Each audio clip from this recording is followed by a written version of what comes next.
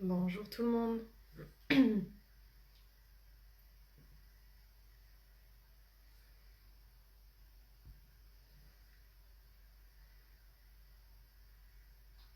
J'espère que vous allez bien.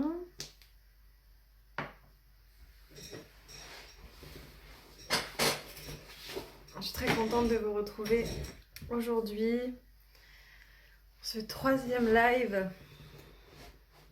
avec une invitée qui me tient particulièrement à cœur.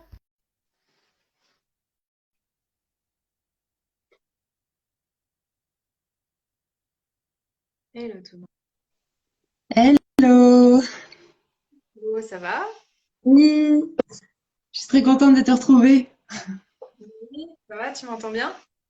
Ouais, je t'entends bien. Tout fonctionne bien. Super. Bon, je suis contente qu'on se retrouve pour ce troisième live dédié à la semaine de l'amour. Hier, c'était déjà le feu d'artifice. On a eu Aruna et Zaza, c'était vraiment chouette. Mais j'ai vu ça, quel programme? Et ça va continuer en plus, hein, parce qu'il y a que des invités qui sont vraiment géniaux. C'est super. J'ai pas encore vu les lives que tu as déjà fait, mais je pense que j'irai les revoir dans la journée. Hmm. Ouais, et puis en plus, ce soir, je vais parler avec Adrien, un copain en commun aussi, et après Anne-Claire. C'est la journée copain. Ouais, c'est trop bien. Hmm. Comment Du ça coup, va? ouais, ça va. Ça va très bien. Comme je te disais tout à l'heure, je suis contente de reprendre un petit peu à la semaine parce que j'ai été dans un espace-temps hyper déconnecté en fait des réseaux sociaux. Donc ça me fait plaisir de revenir après 5 jours sans rien. En plus pour être avec toi, pour parler de l'amour de soi parce que c'est un sujet dont on parle tellement, mais qui est en même temps central en fait dans nos vies et qu'on a toujours besoin de réaborder avec des nouvelles nuances, des nouveaux mots. En plus, on a vraiment ça en commun, donc c'est super, c'est génial. Hmm. Ouais, il y a les gens qui sont en train d'arriver, et puis il y en a aussi pas mal qui regardent en replay, je sais. Ouais, Est-ce que déjà peut-être, alors moi je te connais très très bien, mais est-ce qu'il y a peut-être des gens qui ne te connaissent pas encore beaucoup? ouais. Tu pourrais te présenter, dire un petit peu, voilà, ce que tu fais, ce qui t'a mené jusqu'ici en quelques minutes. Oui, alors bon, bah, pour remettre dans le contexte, déjà, j'ai rencontré Aurore il y a déjà plusieurs années on s'est rendu compte qu'on allait faire la même formation en naturopathie. Donc, on a vraiment grandi ensemble, cheminé ensemble et on a développé nos activités aussi en parallèle dans des sujets, enfin, autour de thématiques assez proches. Moi, aujourd'hui, je continue de me passionner en fait pour la spiritualité, dans le sens mon épanouissement et comment je peux le faire rayonner au maximum et l'incarner au maximum dans ma vie et notamment aussi dans mes projets professionnels. Et du coup, je me suis de plus en plus intéressée à l'amour parce que je me suis rendu compte à quel point c'était le point de départ de tout. En commençant par moi, le réorienter vers moi, ça m'a amené aussi sur le sujet de la souveraineté, de la responsabilité, de la liberté, de la foi, enfin de la confiance. Et c'est pour ça aujourd'hui que c'est vraiment les thématiques que j'aborde dans mes accompagnements. Donc j'ai une école qui s'appelle l'école des arts sublimes, dans laquelle je propose vraiment une aventure en fait humaine, relationnelle, et c'est l'opportunité d'être accompagné et entraîné vers une plus grande maîtrise qui va permettre de vraiment se réaliser. C'est-à-dire que tout ce que tu portes à l'intérieur comme potentiel et comme authenticité, le faire vivre en fait dans ton quotidien, voilà, et puis le mettre au service du monde. Donc c'est des super accompagnements. Et à côté de ça, ma créativité et mon côté artistique a pris de plus en plus enfin, c'est de plus en plus incarné en fait, a pris de plus en plus de place dans ma vie et dans mes projets aussi, à tel point que j'ai lancé ma marque de création perlée et que c'est très très connecté avec l'école parce que toute mon intention, en fait, c'est de créer du beau et de l'harmonie en moi-même pour que ça se retranscrive, en fait, dans ma vie, dans mes relations et dans tout ce que je crée. J'ai une sensibilité particulière avec la beauté. Euh, donc voilà, en gros, ce que j'aime, ce que je fais aujourd'hui et pourquoi on se retrouve ici pour parler d'amour de soi. Et alors justement, pourquoi est-ce que le sujet de l'amour de soi, c'est quelque chose qui te parle particulièrement? Moi, je connais ton parcours et comme tu dis, on se connaît depuis ben, quoi, 6-7 ans maintenant. Et je sais à quel point ça a été un chemin initiatique aussi et que ça te tient à cœur, la maîtrise de soi, d'accueillir ses émotions, l'autonomie Mm. émotionnelle. Donc, Ouais. pourquoi est-ce que c'est un sujet qui te tient à cœur, justement, cet amour de soi? Mais parce que on peut, comme je disais tout à l'heure, c'est le point de départ. Quand on était en naturopathie, tu sais, moi, ce que j'ai gardé de ces études, c'est vraiment l'approche, la philosophie euh, euh, holistique, c'est-à-dire qu'on est des êtres qui existent sur différents plans et que tout est connecté. Mais aussi, il y a l'approche causaliste, tu sais, aller à la source, vraiment, aller chercher la cause de la cause de la cause de la cause. Et en fait, dans ces dernières années, comme je me suis mise à avoir vraiment cette passion dévorante de me découvrir, de me déployer, de me libérer de tout ce qui m'entravait en termes de conditionnement, de peur, de résistance, à chaque fois en fait que j'ai essayé de faire ces démarches-là de libération, j'en suis toujours revenue à la même réponse, la même solution, c'est un manque d'amour qui part de moi, de moi-même, et donc comment faire pour le combler. Et à chaque fois, ça a été la réponse en fait pour créer des prises de conscience, des libérations, des passages à l'action, pour pouvoir m'écouter, me respecter. En fait, ça m'a apporté tellement, tellement, tellement de ressources et ça a tellement transformé ma vie que c'est devenu comme une évidence que c'est le point de départ de mes accompagnements, c'est le point de départ de ma vie et c'est sur ce sujet-là que je travaille. Mm. Euh, tu vois, moi, apprendre à explorer l'amour, c'est-à-dire au fil de mes expériences, me demander mais qu'est-ce que c'est pour moi aimer, qu'est-ce que ça veut dire, comment je l'incarne, euh, et puis le réorienter vers moi-même, c'est-à-dire apprendre à m'aimer, apprendre à me respecter, apprendre à me faire du bien, apprendre à m'écouter. Bah, ça m'a permis bah, notamment de me réorienter professionnellement. Ça m'a permis de partir en voyage alors que je pouvais avoir des insécurités, des peurs. Ça m'a permis de développer, enfin de quitter des jobs qui n'étaient qui me qui me convenaient pas vraiment pour me lancer dans l'entrepreneuriat. Et aujourd'hui, ça fait 7 ans et même si, tu vois, il y a des challenges tout le long du chemin, bah, je persévère parce que je sens que ça me fait du bien. En fait, ça permet juste de vivre pleinement. Et ça libère dans le sens où ça sécurise d'avoir de l'amour de soi. Et je pense qu'on pourra en parler notamment dans tout ce qui est en lien avec la relation à l'autre. Parce qu'en fait, la thématique du live, donc la thématique précise, c'était le premier amour est celui que l'on s'offre à soi. Sous-entendu, avant de partager l'amour, avant de donner l'amour, il faut déjà que tu te le sois offert à toi. Et c'est très important de comprendre ça et d'en parler aujourd'hui parce qu'il y a beaucoup de compréhensions grossières qui font qu'en fait c'est confondu avec une forme d'égocentrisme qui est déconnecté de l'autre, alors que pas du tout. Il faut juste comprendre que pour donner ou partager quelque chose, que ce soit l'amour ou la liberté ou du respect ou quoi que ce soit d'autre, ou une banane, peu importe, il faut l'avoir déjà. Ça, c'est l'image de bah, tu remplis ton frigo avant d'inviter tes amis pour le dîner, tu vois. C'est aussi l'image de la fontaine, c'est-à-dire que si t'as pas, si t'es pas déjà plein, débordant, eh ben, tu peux pas offrir, tu peux pas devenir une fontaine d'amour. Donc déjà, avant de donner ou de partager, il faut avoir. Et pour avoir, il faut créer, c'est-à-dire s'enrichir, cultiver. Et pour créer, il faut avoir la connaissance parce que sinon tu peux pas créer. Et pour avoir la connaissance, il faut avoir l'expérience. Et donc c'est pour ça que pour moi, ça a été hyper important d'explorer, tu vois, toute cette thématique de l'amour, d'en faire l'expérience, pas juste d'en avoir un savoir conceptuel, c'est-à-dire j'ai pu voir, tu vois, des différentes formes d'amour dans mon entourage, j'ai pu être inspirée par certaines personnes, j'ai pu lire des livres, entendre parler de ce qu'est l'amour, mais tant que moi, j'avais pas fait la démarche de me dire, OK, comment je m'aime et qu'est-ce que ça veut dire pour moi, comment je le comprends dans mon corps, dans mes émotions. Tu vois, il faut que ça descende pour que vraiment ce soit incarné. Tant que je n'ai pas fait ça, eh ben, je peux pas le cultiver, donc je peux pas le créer, donc je peux pas le donner, donc je peux pas le partager. Et en fait, tu vois, mon idéal de vie, mon idéal amoureux, ben moi, j'aspirais au rêve de petite fille, de conte de fées, de l'histoire merveilleuse avec le prince charmant et tout.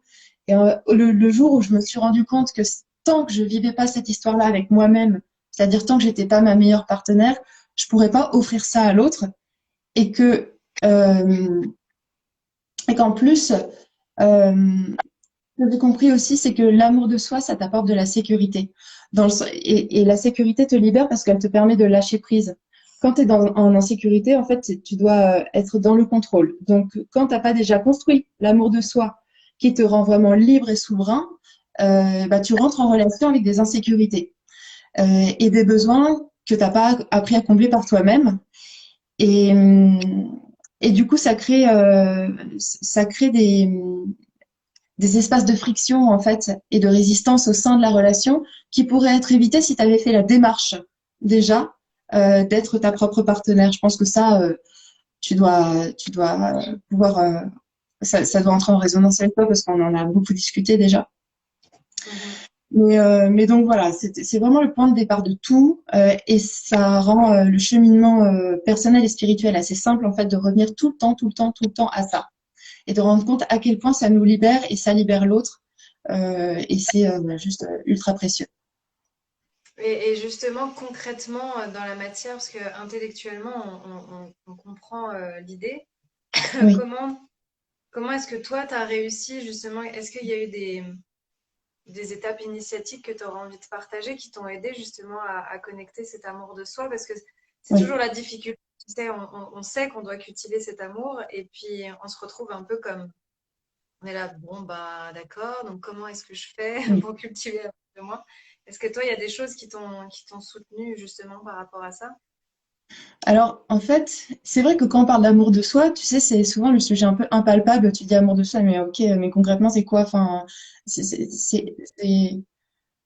ça veut dire quoi? Ça se vit comment? C'est un peu bizarre, tu vois. Et moi, je me suis revenue à des choses, mais ultra logiques et concrètes. C'est-à-dire, je me suis dit, j'ai pas de mal à imaginer une relation amoureuse idéale dans le contexte du couple. Euh, Par contre, c'est plus difficile de l'orienter vers moi-même, de moi à moi. Du coup, je me suis dit, je vais définir qu'est-ce que c'est mon rêve amoureux, mon idéal de relation dans le couple, et je vais jouer le jeu d'être mon propre partenaire, d'être ma propre partenaire. Donc, au début, ça a été, bah, par exemple, quand je suis triste et que j'aimerais que mon partenaire idéal m'apporte du soutien, m'écoute, me plaindre, tu vois, me prenne dans les bras, me chouchoute, tu vois, par exemple, me fasse un thé ou une bouillotte pour me réconforter, bah, je me suis dit, bon, bah, ok, bah, je vais pouvoir me faire tout ça. Tout ce que je peux m'offrir à moi-même, je le fais. Euh, Pareil, si j'aspire à ce que mon partenaire il me soutienne dans mes projets professionnels, il me montre qu'il a confiance en moi, que j'ai plein de ressources, que je peux rebondir, que je peux, enfin voilà, que je suis créative et tout. Si j'aspire à ce qu'une personne m'offre ça, et ben dans ce cas-là, je vais m'entraîner à me l'offrir en commençant à changer la façon dont je me parle, tu vois, devenir ma propre coach, ma meilleure partenaire, mon propre parent, ma propre mère, mon propre père. J'ai vraiment fait ce jeu presque d'acteur au début, de incarner ces différents rôles que je voulais voir en fait exister dans ma vie. Et donc je les ai fait exister déjà à l'intérieur de moi, dans mon quotidien, même si j'avais personne en face, à part moi-même.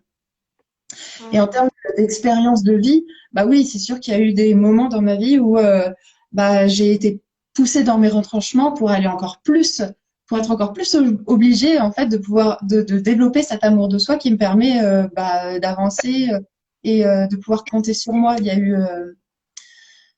Euh, il y a eu des moments où j'ai pu me sentir rejetée ou incomprise par enfin par différentes personnes. Et à ce moment-là, tu vois, quand je me sentais seule, euh, bah, j'ai vraiment appris à être ma meilleure amie, à m'apporter une qualité de présence, à me dire des mots qui me font du bien, me dire allez maintenant tu vas sortir, tu vas prendre l'air parce que ça va t'as besoin de changer d'air en fait. ou à me dire maintenant, cette personne-là ou cette situation-là, elle te convient pas, elle te permet pas de t'écouter ou de te respecter. Ok, tu poses des limites et tu t'extrais en fait de ce contexte-là. Donc il y a eu ce genre de situation. Il y a eu En fait, tu avais une amie qui venait te voir avec la problématique et puis toi, tu lui donnes des conseils. En fait, tu fais ça mais avec oui, c'est toi-même, ça. quoi. En fait, c'est à chaque fois qu'on a du mal à imaginer, envisager ce que ça peut être l'amour de soi, t'imagines donner ça à quelqu'un d'autre et tu comprends comment tu peux te le donner à toi. Tu reviens à des choses palpables en fait. Parce que Mhm. quand tu as quelqu'un que tu aimes, naturellement, tu vois, c'est facile de lui apporter de la présence, tu vois, en tout cas de trouver des solutions pour, euh, pour répondre à son besoin ou à son émotion quand elle se présente. Donc, bizarrement, comme on est dans une société qui nous invite toujours à être tourné vers l'extérieur, eh bien, c'est plus facile d'abord de observer, tiens, comment je fonctionne avec l'extérieur pour le réorienter vers soi. Tu vois, parfois, j'observe que certaines.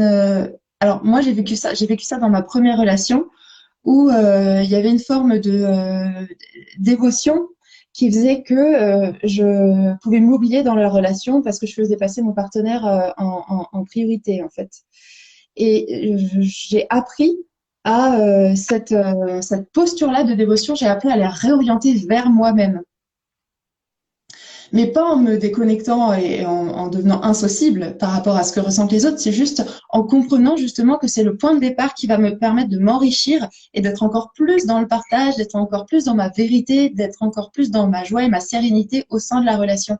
Et donc, ça, c'est les bases qui permettent de construire, en fait, d'être dans la construction et dans l'approfondissement du lien. Mhm. Ouais, et puis tu vois, c'est intéressant parce qu'en t'écoutant parler, il y a quelque chose qui m'est venu. C'est qu'on a comme un peu la croyance que dans une relation, la relation doit nous nourrir, alors qu'en fait, c'est plutôt à nous de choisir de nourrir la relation. Tu vois? Ouais. Enfin, j'ai cette sensation qu'on a un peu ce... Parce qu'en t'écoutant parler, j'ai vu une partie de mon ego qui disait, mais du coup, si on peut tout s'apporter à soi-même, pourquoi être dans la relation? Et donc, j'ai observé, tu vois, ce qui s'est passé et je me suis dit, mais parce qu'en fait, derrière, il y a la croyance que la relation doit nous nourrir, doit nous apporter des choses et que s'il n'y a pas ça, quel est l'intérêt? Tu vois, il y a Oui, presque un esprit comme ça à l'intérieur. Alors ouais. qu'en fait, effectivement, si on part du postulat inverse, c'est vraiment bah, en fait, moi, je me nourris moi-même et je suis super bien et du coup, j'ai envie de partager avec l'autre et naturellement, bah, on va offrir, on va nourrir et cultiver la relation, mais en fait, il y a tout un changement à faire dans l'inconscient, quoi. Ouais, c'est choisir la relation plutôt que de se réfugier dedans. Mm, Tu mm. vois? Il y a vraiment une grande différence entre bah, tu choisis d'être avec quelqu'un parce que ça te fait plaisir, parce que ça sublime encore plus ton existence, mais tu ne plonges pas dans la relation à corps perdu parce qu'en dehors de cette relation, tu te sens pas bien. Et tu vois, par rapport au fait de se dire, bah, finalement, je peux répondre à tous mes besoins, je sais pas si c'est possible. Euh, j'ai envie d'y croire, tu vois, mais je ne sais pas. Par contre, Par contre, ce que je sais, c'est que j'ai besoin absolument d'apprendre suffisamment à me sécuriser et à répondre à la plus grande, à la majorité de mes besoins pour entrer de façon saine et équilibrée dans la relation. Ça, par contre, Mm, j'en suis certaine parce que j'en ai fait l'expérience et j'ai bien vu que tant que mes fondations, mon amour, il n'est pas déjà posé bien solidement à l'intérieur, je suis en insécurité dans la relation et du coup, je perpétue des schémas de contrôle, en fait. mm. Ouais, Qui, c'est vraiment passer d'un espace de relation névrotique à une relation consciente, parce que c'est vrai que je me souviens hier la discussion qu'on a eue avec Aruna où elle disait que on était des êtres profondément relationnels et que pour elle maintenant c'était plus du développement personnel, c'est plus du développement spirituel, c'est du développement relationnel et c'est comme ça qu'on va arriver à tous ouvrir nos cœurs et à changer de paradigme. Et du coup, c'est peut-être ça aussi la différence par rapport à ce que tu dis, c'est que quand on arrive à prendre un minimum soin de soi, parce que c'est un chemin peut-être à vie, bah, oui, ça part plus du même espace quand on oui, choisit d'entrer dans la relation. À ce moment-là, c'est moins névrotique. il y a moins de projections, il y a moins d'attentes, quoi. Mais complètement. Et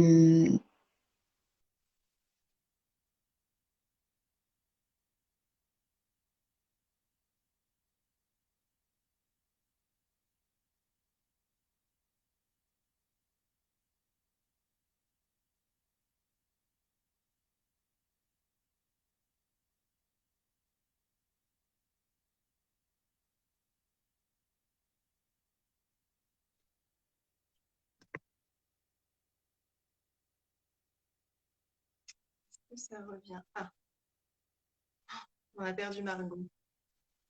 Moi, vous me voyez toujours. Je pense que Margot, elle a dû avoir un petit bug technique. C'était trop intense, la discussion qu'on a eue. Je pense elle va certainement revenir. Ça vous permet de faire un petit point sur ce qu'on était en train de se dire. Mais c'est vrai que c'est intéressant cette réflexion de choisir de choisir la relation en partant d'un espace qui n'est pas dans l'attente, effectivement. Alors, est-ce que Margot est revenue? Je ne sais pas. Ouais, bon, moi, vous me voyez toujours. D'arriver à faire le choix. Moi, je dis toujours, je vois toujours la relation comme un espèce de chaudron et en fait, c'est simplement faire le choix chacun de mettre des ingrédients dedans pour, euh, pour faire quelque chose ensuite dont on peut chacun se nourrir. J'aime bien cette image. Alors, est-ce que Margot est revenue? Margot, elle habite un peu perdue dans le sud-ouest, dans la campagne. Et du coup, je crois que son internet n'est pas très très stable. Je savais que ça pouvait arriver. J'attends de voir encore si elle peut nous rejoindre.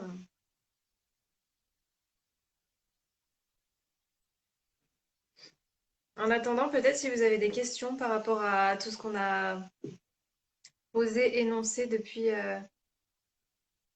le début. Si jamais vous avez des questions, on pourra aussi répondre à vos questions. Je vais demander à Margot si elle revient. Ah, ça y est. Hop.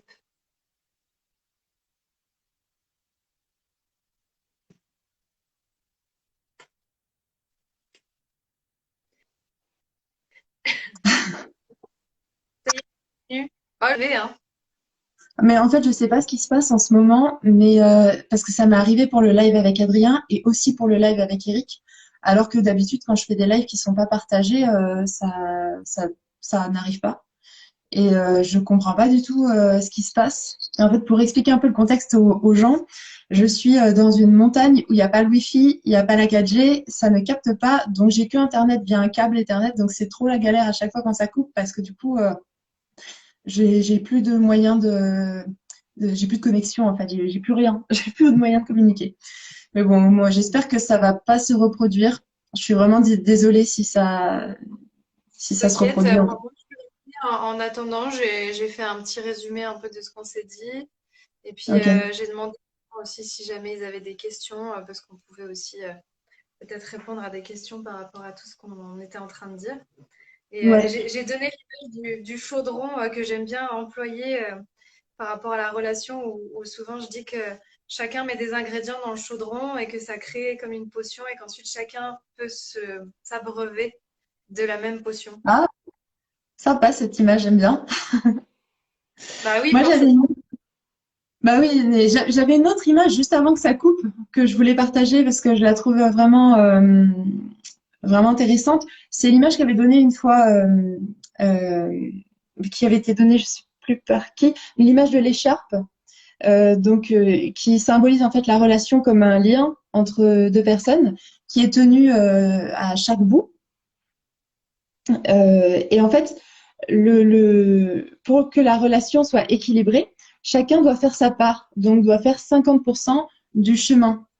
Donc c'est ça aussi, faire sa part, c'est tu fais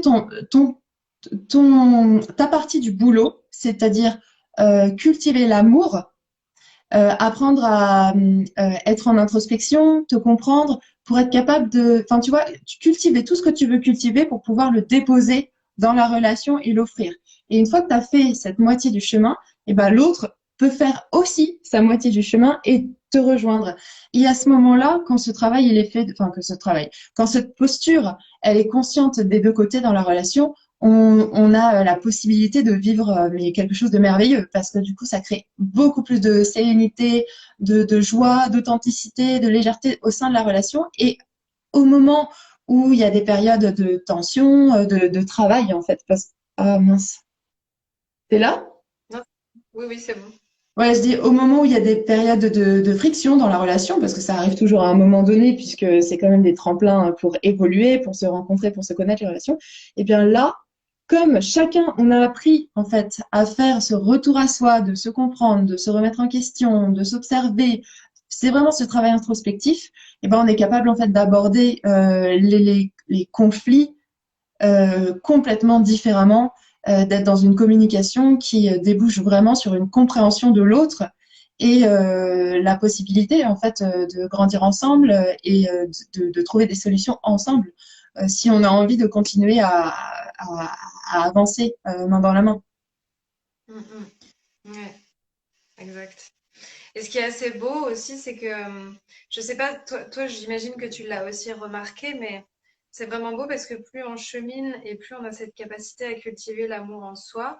Moi je suis encore en chemin, hein, comme tout le monde, mais et plus nos relations sont à l'image aussi de ce travail qu'on a fait. C'est-à-dire que toi comme moi, je vois bien les partenaires qu'on a eus depuis qu'on se connaît. Et il y a tellement une évolution à chaque fois. Et ce qui est beau, c'est que chaque relation nous a fait travailler quelque chose de différent. Ouais, complètement. Et puis aussi, ça pareil, j'ai changé avec la personne que j'accompagnais juste avant. En fait, tout part vraiment de soi. C'est-à-dire que la posture que tu abordes envers l'autre, ça va influencer directement, que ce soit conscient ou non, sa réponse. Donc, si tu vas vers l'autre en anticipant, par exemple, qu'il va réagir d'une certaine manière ou mal prendre ce que tu vas lui dire, bah, toi, ça va être inconscient, mais tu vas adapter ta posture, ta façon de parler, tu vas pas dégager la même énergie, et donc ça va être reçu aussi, et il va y avoir une réponse immédiate en fait en face, qui serait complètement différente si ta posture, elle était vraiment bien ancrée sur l'amour, sur l'accueil, sur la sérénité. C'est pour ça que quand tu entres en relation avec des besoins qui sont pas nourris, avec des peurs qui n'ont pas été écoutées, qui n'ont pas été euh, apprivoisées, et ben du coup, ce que tu manifestes dans la relation à travers en fait l'autre, c'est complètement différent que si tu as fait ce premier travail. Tu vois, j'avais donné tout à l'heure l'exemple de un jour je me suis fait un gros tatouage, c'est mon gros tatouage là sur l'épaule de serpent. Je suis partie dans le sud de la France pour le faire et en fait en rentrant chez mes parents, je j'angoissais un petit peu parce que je projetais déjà, j'anticipais la réaction qu'ils allaient avoir parce que je les connais et parce que, tu sais, on a tendance à figer les gens hein, dans une identité, dans une case telle qu'on les connaît. Et du coup, je m'étais dit, mais c'est sûr, ils vont prendre peur, ils vont être un peu relous, enfin, ils vont me dire, ah, Marco, quand même, enfin, voilà, tu vois. Et, et donc, j'avançais déjà en rentrant vers eux, avec cette posture-là, avec cette idée un petit peu figée de comment ils allaient réagir. Et, et si j'en étais restée là, j'aurais amené le sujet, tu sais, un peu en me justifiant, en prenant des pincettes. Et clairement, je pense que ça aurait généré ce genre de réponse. Mais du coup, j'ai voulu faire un jeu. Je me suis dit que mais personne n'est jamais figé et l'amour, c'est aussi accueillir l'autre avec la conscience qui peut toujours nous surprendre. Mm. Ah mince. Ah, Non, super. je t'entends toujours, ça a juste Ok. figé un peu Donc l'image. oui, pour moi, l'amour, c'est offrir à l'autre tous les jours un regard neutre en fait, qui lui permet de s'explorer, de se transformer, d'évoluer, enfin bref. Et donc je me suis dit, bah, mes parents, je vais faire comme si c'était possible, qu'ils réagissent super positivement. et qu'en fait, ils trouvent que c'est trop beau et qu'ils soient contents pour moi et qu'ils partagent ma joie. Je me suis dit, allez, on va voir si j'imaginais qu'ils allaient réagir comme ça, comment je leur amène le truc et on va voir effectivement si ça marche. C'est un peu de la manipulation hein, mentale, mais ça me permettait, tu vois, essayer de faire ça, ça me permettait de déconstruire l'idée que forcément ils vont réagir d'une certaine manière. Et du coup, je suis rentrée chez moi et je leur ai dit, enfin, j'ai amené les choses du style, vous savez pas ce qui m'est arrivé, vous allez adorer, j'ai fait quelque chose de génial, je suis trop contente. Je l'ai amené vraiment comme ça. Et en fait, ça a trop marché. Vraiment, ils ont pris tout de suite. Et, euh, et ils ont trouvé que c'était super beau, ils ont voulu faire des photos pour montrer à leurs collègues et tout. J'étais en mode, wow, la puissance de ma posture, en fait, ça change tout. Donc, c'est vraiment une image très, très concrète, tu vois, une illustration de comment tu es le pivot de ta réalité. C'est-à-dire, tu ouvres les espaces à l'intérieur et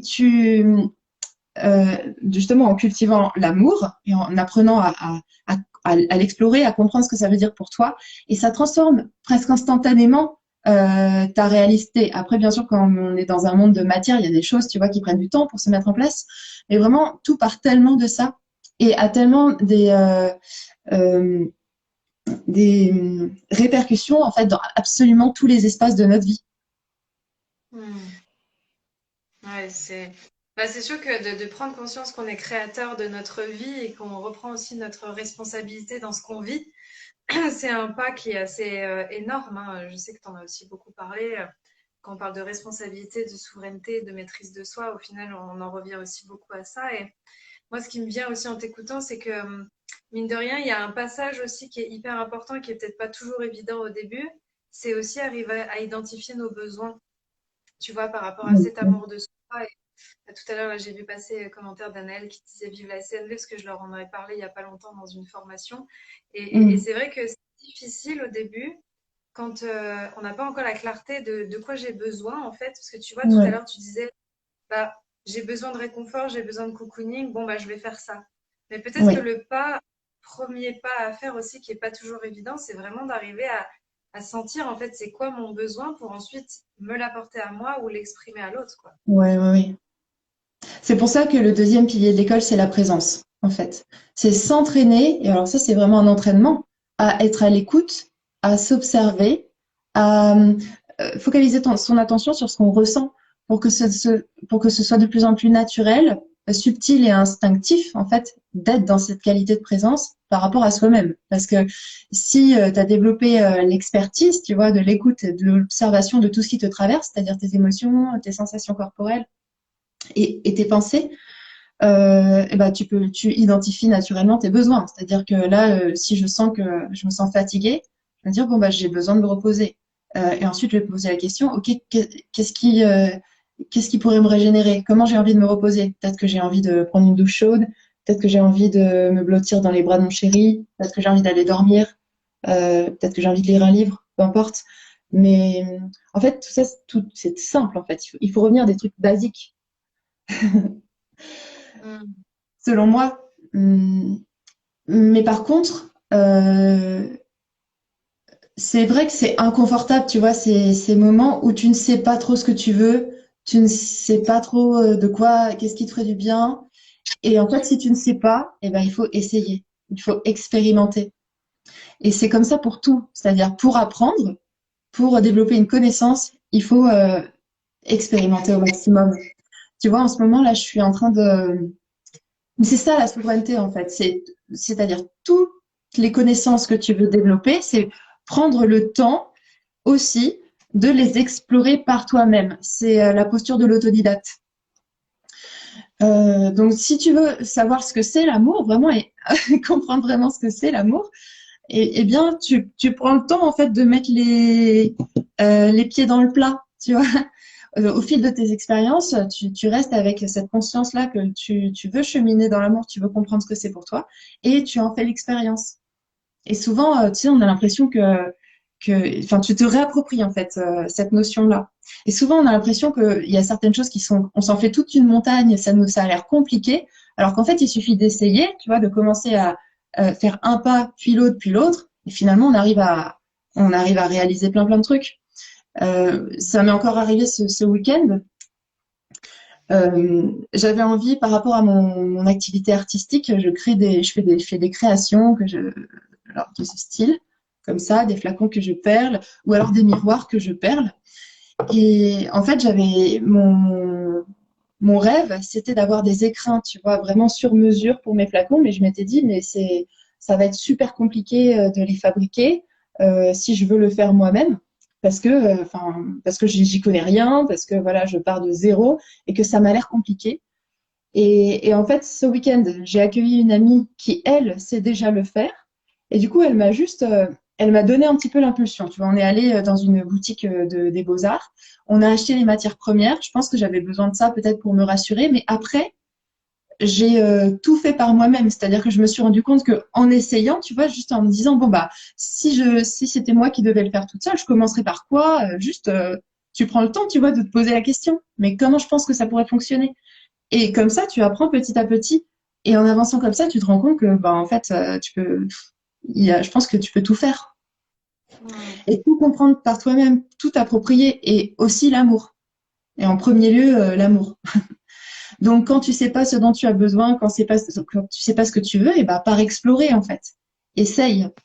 Et c'est le meilleur moyen de développer la connaissance, l'évidence intérieure, tu vois, de savoir ce que tu veux. Mais parfois, on a besoin de se laisser du temps et de se laisser mûrir à travers l'expérience. C'est sûr que tout n'arrive pas comme ça en un claquement de doigts. Il faut se Hmm. créer les opportunités aussi, quoi. Exactement.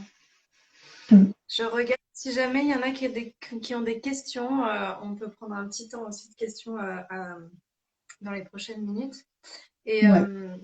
justement, toi, qu'est-ce qui aujourd'hui est ta plus grande, je sais pas, ta plus grande clé ou ce qui te fait le plus de bien en ce moment, tu vois, par rapport à cet amour de soi, quand il y a des moments où c'est pas facile, ou tu vois, tu sens que tu es un petit peu fragile, est-ce qu'il y a quelque chose qui te fait du bien particulièrement en ce moment? Bah, en fait, je reviens toujours à la même chose et c'est pour ça que c'est les piliers de mon école. J'en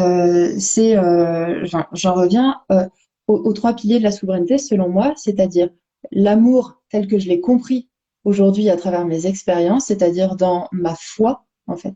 Je cultive la foi énormément parce que ça me permet de me raccrocher à quelque chose de plus grand que moi. Et donc, dans les moments où je suis la plus démunie et où je suis le plus en difficulté, bah, parfois, c'est la seule chose à laquelle je peux me raccrocher. Et tout l'enjeu de mon existence, c'est d'apprendre à y revenir. C'est un travail, tu sais, de toujours se ramener à ça, revenir à cet espace à cette lumière qu'on porte déjà en soi. Et moi, ça passe par la foi. Et pour moi, la foi, c'est l'amour. Euh, L'amour, c'est la foi, entre autres. Mais après, ce qui m'aide aussi, c'est les deux autres piliers. C'est la présence et la création. Donc, je me dis que j'ai compris au fil de mes expériences que tout ce qui existe, c'est le moment présent et que c'est aussi tout ce qui compte. Et c'est que c'est dans cet espace-là aussi que tout se crée. Donc, quand je suis dans des périodes difficiles, je reviens à ça. Tu vois, je me rappelle où je suis. En fait, je reviens à la réalité quelque part. Et ça me permet de plus facilement me libérer des histoires que je suis en train de me raconter dans ma tête et qui ne sont pas la réalité, qui sont juste des projections de mes peurs. Donc, je reviens à la présence, je reviens à ma foi, c'est-à-dire à l'amour. Et depuis ces deux espaces-là, qui sont au final les mêmes, je cultive ma vibration. Donc, je suis dans l'espace de la création. C'est le troisième pilier. Et donc, tu vois, j'accueille ce que je ressens, ce que je fais, je conscientise comment je vibre, ce que j'émane, qu'est-ce que je suis en train de créer pour moi. Et si ça me convient pas, je pose une action pour le changer. Et donc ça, c'est créer sa vie en conscience. Et c'est comme ça à chaque fois que j'avance, tu vois, de palier en palier à travers mes initiations et les périodes qui sont difficiles pour moi. Hmm. Et au final, tous ces enseignements, tu vois, ça me fait penser à la discussion que j'ai eue hier avec Zaza. C'est très taureau dans l'énergie. Tu vois, hier, elle nous disait qu'il y avait vraiment une invitation pour les prochains mois, les prochaines années, à être dans l'expérience, à être dans le vécu, Oui, à être oui, dans oui. l'instant présent, à être dans la conscience de ce qui est, de la beauté de ce qui nous entoure. Et au final, c'est très taureau. C'est ton Oui. ascendant, toi, non? Oui, c'est mon ascendant et en plus c'est un signe qui porte vraiment l'énergie, qui porte vraiment l'ancrage.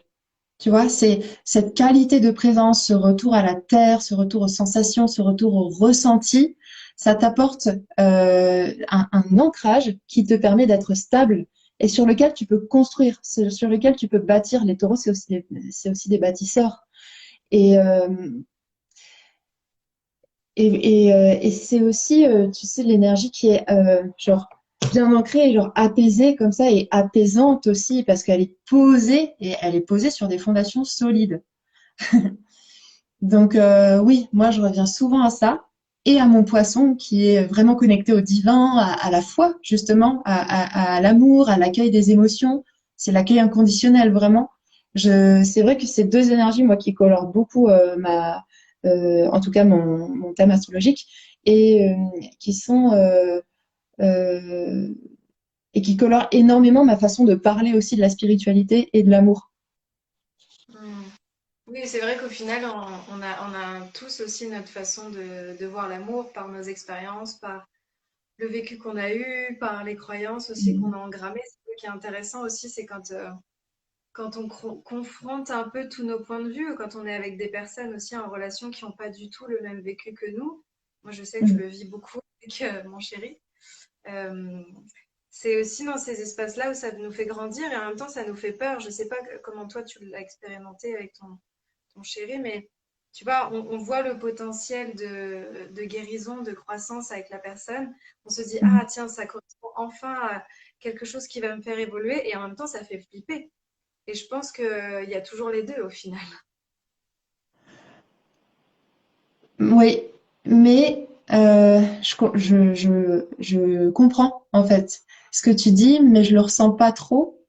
Peut-être parce que en fait j'ai appris à m'enthousiasmer pour bizarrement tu vois, les initiations, les difficultés, les challenges, parce que euh, j'ai, tu vois, ma foi me fait me rappeler que tout ce que je vis c'est une bénédiction. C'est-à-dire qu'il ne m'arrive absolument rien qui n'est pas une bénédiction, qui n'est pas un cadeau.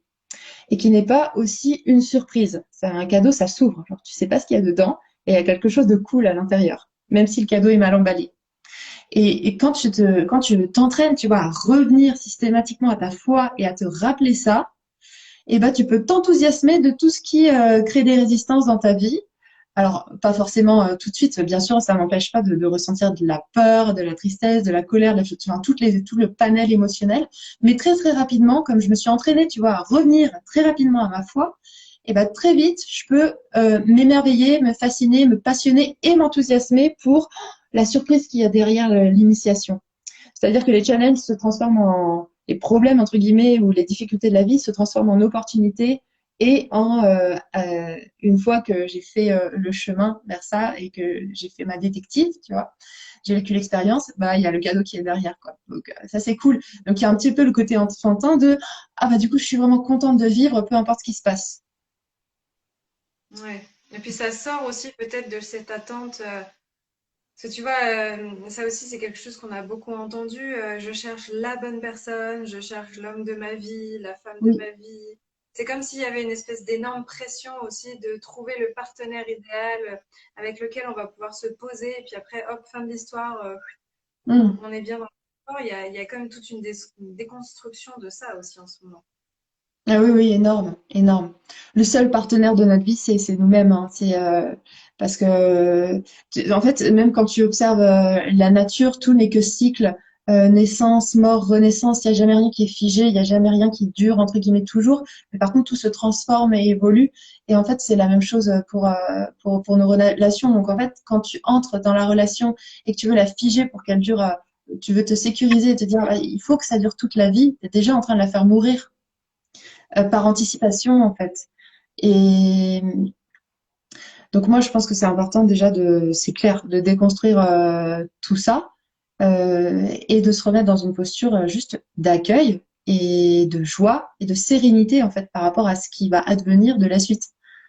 Mais ça, tu peux le faire que si tu as déjà développé des ressources, tu vois, des bonnes ressources. Et c'est pour ça que moi, j'arrête pas de parler de fondation intérieure, de souveraineté, parce que de maîtrise de soi, parce que c'est les ressources qui permettent en fait de tout le reste. Exact. Et alors, du coup, moi j'aime bien, je pose la question un peu à tous les intervenants là pendant cette semaine de l'amour parce que on est quand même dans un grand portail autour des relations, autour de l'amour. Voilà, Mars et Vénus se rejoignent en Verseau début mars. Et je suis toujours un peu curieuse. Voilà, pour toi, c'est quoi, à ton avis, les relations vers lesquelles on tend? C'est quoi le nouveau modèle de relation voilà, qui va s'inscrire en fait dans notre nouvelle ère du Verseau? Tu parles de relations amoureuses là? Ou tu l'élargis Relation amoureuse, mais ça peut être relation globale, comme tu le sens. Ce qui au Alors, final est lié.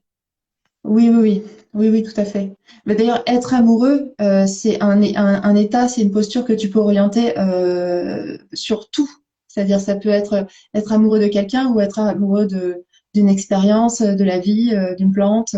Enfin, c'est juste une qualité juste une posture. Mais du coup, pour répondre à ta question, alors déjà, moi, ça me parle pas trop le terme modèle de relation. Je pense qu'au contraire, on va aller vers des relations de plus en plus libres dans la forme. Je dirais que, en fait, chacun, dans la rencontre avec l'autre, va être en mesure de se libérer de tous les carcans de société qui nous mettent en fait dans des relations préconditionnées, enfin tu vois, empaquetées ou qui sont prédéfinies et qui au final sont pas respectueuses de ce qu'on ressent, de ce qu'on veut et de ce à quoi on aspire vraiment plus profondément. Donc, je dirais que ça irait plus vers une déconstruction des modèles qui existent déjà. Mais par contre, euh, je, je- on tend clairement, plus on s'éveille en conscience, plus on tend vers des relations conscientes. Et qu'est-ce que ça veut dire? En fait, c'est ça qui va se révéler à nous. Qu'est-ce que ça veut? Moi, je le vis très fort dans ma relation aujourd'hui avec.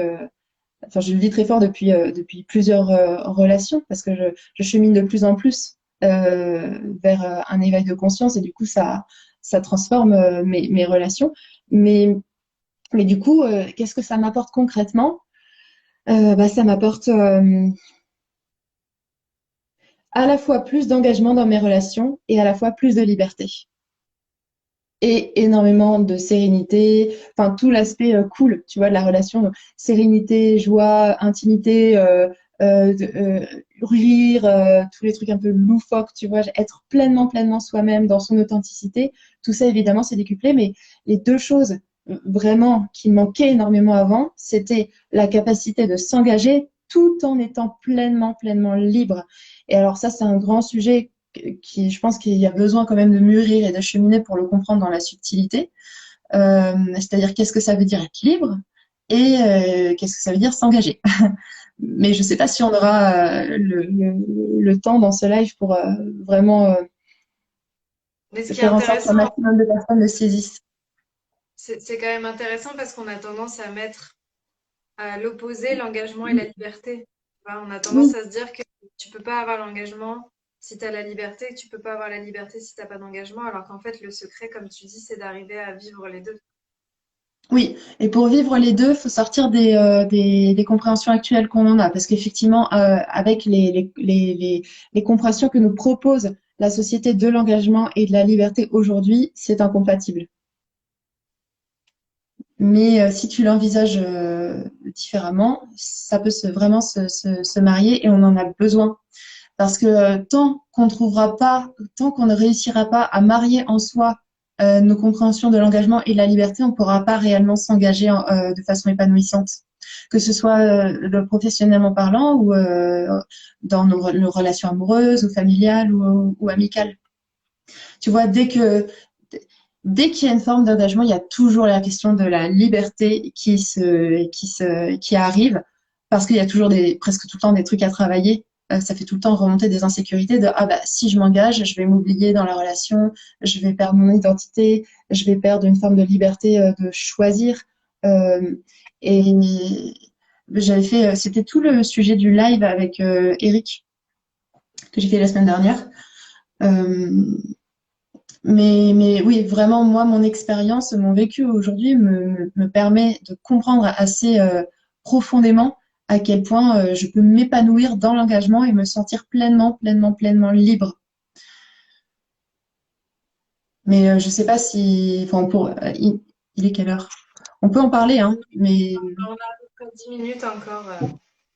ouais, je pense que c'est un petit peu court. Mais si je veux faire juste une, euh, une ouverture pour que ceux qui nous écoutent puissent continuer en fait à méditer avec, ce serait que moi, dans mon couple, déjà, l'engagement, je l'ai pas choisi, il s'est imposé à moi, dans le sens où j'ai commencé à fréquenter mon chéri et je me suis jamais dit bon bah on est en couple officiellement. Par contre, j'ai attendu de ressentir naturellement que j'étais pleinement engagée envers lui, c'est-à-dire que je sentais que j'avais envie de passer du temps avec lui, que j'avais envie de faire des projets avec lui, je ressentais une forme d'évidence.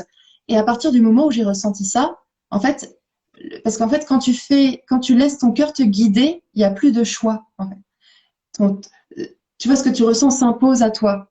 Donc, c'est un choix sans être un choix quand ça vient du cœur. Et donc, c'est pour ça que je dis que, selon moi, l'engagement, tu ne le choisis pas. C'est-à-dire, c'est lui qui s'impose comme une évidence dans ton cœur. Et quand c'est comme ça, eh bien, tu t'engages dans la relation avec beaucoup de liberté, beaucoup de sérénité, enfin, et c'est très léger. Mais par contre, quand tu entres dans la relation et tu te dis, ah bah oui, il faut que la relation soit exclusive, il faut que ce soit clair qu'on est en couple parce que ça me sécurise, là, c'est pas un engagement du cœur, c'est un engagement de la tête. Et donc, c'est vraiment vécu comme un emprisonnement, comme une contrainte. D'accord? Et alors, la deuxième chose, comment je vis l'engagement aujourd'hui avec Mathias, c'est que j'ai repositionné l'engagement pas sur le temps qu'on va passer ensemble, les années qu'on va pas sur, tu vois, le temps et l'espace. C'est-à-dire, tu sais, si on devait se marier, on n'aurait pas des vœux jusqu'à ce que la mort nous sépare. L'engagement, je pense qu'il c'est plutôt dans le cœur, c'est-à-dire offrir, s'engager l'un et l'autre à chaque instant, à faire de notre mieux pour offrir notre authenticité, notre vérité à l'autre. Donc ça veut dire, en fait, c'est offrir une qualité de présence dans la relation. Moi, c'est là que je choisis de poser l'engagement. Du coup, ça implique aussi que peut-être qu'un jour on sera plus ensemble, mais du coup, on restera dans notre engagement amoureux de départ. Tu vois, de rester dans cette authenticité, dans cette vérité-là. Donc en fait, j'ai repositionné l'engagement qu'on m'avait toujours appris, tu sais, comme bah voilà, t'es marié et puis après tu fais toute ta vie ensemble et puis basta quoi. Non, pour moi, le mariage, ça veut pas dire la même chose. Donc je me suis réapproprié l'engagement et du coup, c'est génial parce que je me sens mais pleinement libre. Parce que si je m'engage à être authentique, ah bah je m'engage, enfin je préserve ma liberté Hmm. dans ce que je ressens, dans ce que je veux. Euh, et en fait, là, les deux sont complètement mariés ensemble. Et comme on le fait tous les deux avec Mathias, et ben, c'est juste, ça nous permet d'accéder à une dimension supplémentaire en fait dans l'expérience amoureuse. Et ça, c'est trop trop beau. Ouais, puis ça offre un espace de liberté aux deux. Et puis, ouais, moi j'aime bien ce que tu viens de partager sur les engagements. Et je me dis que si tous les couples prenaient ces engagements-là, il y aurait moins de relations et de mariages malheureux, en fait. Parce que Ah bah oui, oui. la centrale Il y qu'on aurait moins vit, de c'est que séparation aussi, je pense. on s'engage et puis après on reste enfermé dedans, même si on n'est plus Mm. heureux. Il y a comme des acquis aussi qui font qu'on va plus cultiver, qu'on va plus nourrir la relation, que Oui. voilà, on est dedans et puis c'est comme ça, mais il y a même plus de dynamisme, il y a plus de... Ouais, Mm. en fait, ça se cultive, quoi. C'est comme un jardin, une relation, et puis si au bout d'un moment tu ne cultives plus, il y a tout qui pourrit. Mm. Oui, et puis vraiment, la relation peut t'apporter un espace sécurisant pour évoluer. Mais si tu n'as pas la sécurité en toi, la relation n'est qu'un refuge, en fait, où tu vas finir par te scléroser et être de moins en moins épanoui. Et en fait, ce qui est merveilleux dans le fait de laisser la possibilité que quelque chose se termine et se transforme, c'est que du coup, effectivement, tu n'es plus du tout dans la même posture au quotidien. Et aussi, tu redécouvres l'autre à chaque instant, c'est-à-dire tu ne le fiches pas dans une version de lui-même que tu as connue, mais tu accueilles aussi l'impermanence de qui il est et la perpétuelle transmutation qu'il vit, comme la tienne. Et du coup, ça veut dire que tous les matins, tu te réveilles à côté de quelqu'un que tu connais profondément et en même temps que tu continues, que tu n'as de cesse de redécouvrir. Et ça nourrit vraiment la passion amoureuse, le pétillement. Tu t'ennuies jamais, en fait. Il n'y a plus de routine qui s'installe dans le cœur. Mm. Donc voilà, c'est pour ça à quel point, enfin, je pense que c'est une bonne conclusion de remettre au centre de ce live que tout part de nous, que tout part de l'amour, et que si vous changez, si vous apprenez à changer votre posture, c'est toute votre vie en fait qui peut se transformer du jour au lendemain. Pas parce que concrètement ça aura changé, mais parce que votre regard il aura changé, donc vous n'aurez pas les mêmes perceptions, vous n'aurez pas les mêmes ressentis. Et même petit à petit, avec le temps, vous n'allez pas manifester du tout les mêmes choses. Mm. Voilà. Et, et tu vois, c'est rigolo, la citation qui me vient, ce serait de transformer une citation de Gandhi qui disait soit le changement que tu veux voir dans le monde, ben moi je dirais soit le changement que tu veux voir dans tes relations.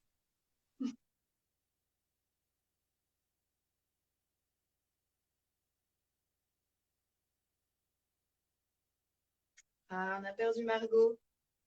Elle a raté ma citation.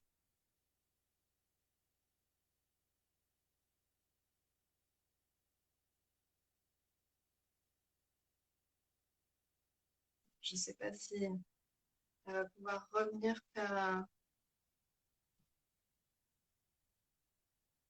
dire au revoir quand même. Hmm. Bon, on a perdu Margot. Peut-être qu'elle va revenir pour vous faire pour conclure et pour pouvoir dire au revoir. C'est la vie en ce moment qui nous invite à danser avec les imprévus, avec les aléas. Il y a eu. Ah, vous n'avez pas perdu Margot? Ben, moi, je l'ai perdue, Margot, hein.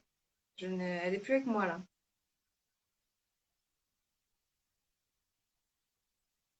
C'est étrange.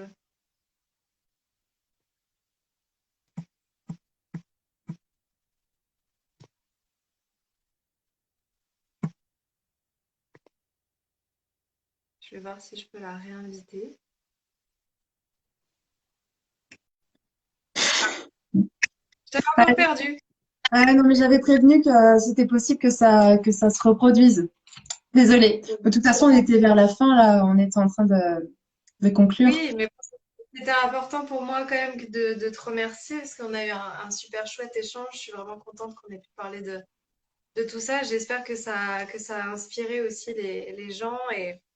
Et voilà, est-ce que tu as envie de conclure avec quelque chose de particulier, cet échange? Bah, je pense que en termes de fond, c'était bien déjà. Moi, je pourrais conclure avec ma com. En gros, bah, en fait, ça m'a énormément aidé, moi déjà, de me faire accompagner sur ce chemin. Et je pense que ça aurait pas été aussi rapide et aussi passionnant si j'avais pas fait si je m'étais pas autorisée en fait à m'offrir, à justement commencer à m'offrir l'amour de soi par de l'aide. Et c'est pour ça que je trouve que c'est tellement génial tout ce qu'on propose et que c'est tellement précieux pour la suite. Donc voilà, si vous sentez l'élan de vous faire accompagner, c'est déjà un énorme pas dans votre vie, peu importe vers qui vous allez vous tourner. Et si vous avez envie d'en savoir un petit peu plus sur qui je suis, ce que je propose, il y a mon site qui est en lien sur ma bio Instagram. Vous avez l'école des arts sublimes tout est expliqué dessus, mais je propose des séances découvertes pour vraiment qu'on prenne le temps de se rencontrer, de se connaître et que vous compreniez bien quel travail on peut faire ensemble pour les personnes que j'accompagne, parce que j'accompagne vraiment sur la durée. Moi, j'adore rencontrer les gens, les laisser le temps de mûrir et que la relation nous porte et qu'en fait, à travers cette relation-là, on grandisse tellement en souveraineté que on se sent capable. En fait, on a les ressources pour vraiment continuer le chemin d'épanouissement par soi-même, quoi. Et c'est des accompagnements individuels et en groupe.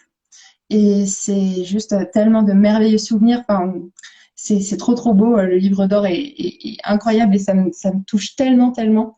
Et donc voilà, et moi j'ai hâte de rencontrer ma prochaine équipe d'accompagnement aux arts sublimes.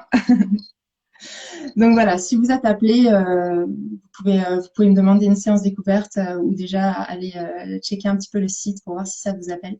Et puis sinon, bah, c'est tout, hein. Je souhaite à tout le monde énormément d'amour de soi, étant donné tout ce que ça permet par la suite. Hmm. Mm. Ouais, merci.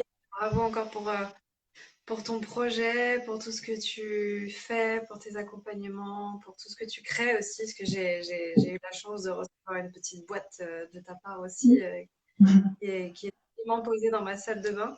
Et puis moi, j'ai hâte que ma formation là, sur les relations, elle sorte aussi en fin de semaine. Je te l'enverrai, hein, comme ça tu me diras ce que tu en penses. Avec plaisir. Et, et voilà, j'espère qu'avec tout ça, avec tout ce qu'on crée, avec tout ce qu'on offre aujourd'hui à nous tous, je pense que voilà, les gens n'ont que des opportunités pour Mais se oui, transformer, pouvoir se sentir alignés et bien. c'est c'est merveilleux. Merci beaucoup pour cet espace que tu crées si bien à chaque fois pendant les lives. C'était un plaisir. J'ai beaucoup parlé. Mais ouais, merci pour tout et merci aux personnes bah, qui étaient là, nombreuses. Et voilà, j'ai hâte de voir les prochains lives. Je pense que ils vont tous être passionnants. Ça va être chouette. Merci en tout cas, Margot, pour ton partage. Merci à tout le monde d'avoir été en direct. Merci à ceux qui vont regarder en replay. Les replays sont disponibles sur Instagram dans l'onglet vidéo dans ma bio et ils seront aussi mis en replay sur ma chaîne YouTube. Donc voilà, vous pourrez les retrouver à ce moment-là et on se retrouve dans le prochain avec Adrien. Passe une Ouais, belle journée. toi aussi. Gros bisous. Gros Merci à bisous. tout le monde. Bonne journée. Au revoir.